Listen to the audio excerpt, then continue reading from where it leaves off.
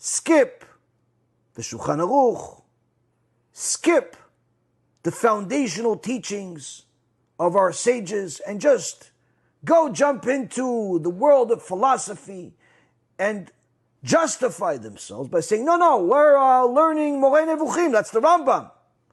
Who says you're allowed to study it at your level? And the Ramban says this is not something that's for everybody.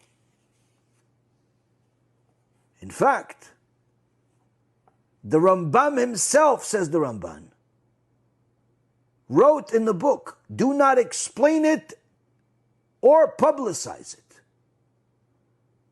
At the outset of the book he writes, I solemnly charge any reader of this book in the name of God, blessed be He, not to add any explanations, even to a single word, nor to explain to another any portion of it, except such passages as have been fully treated by the sages of our Torah, that are pointed out by name.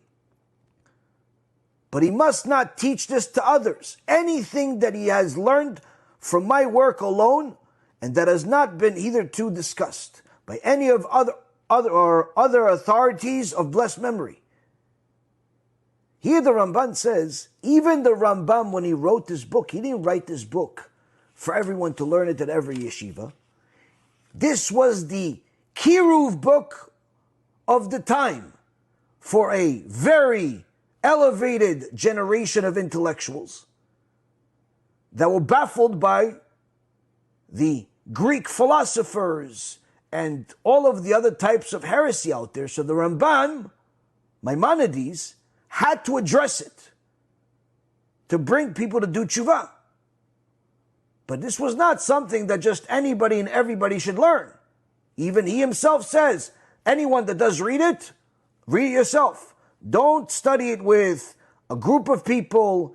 If you've studied it, don't explain it to somebody else. Why? Because if he's not intellectual enough to understand it by himself, that means he's not qualified to read this book. He should not be reading this book.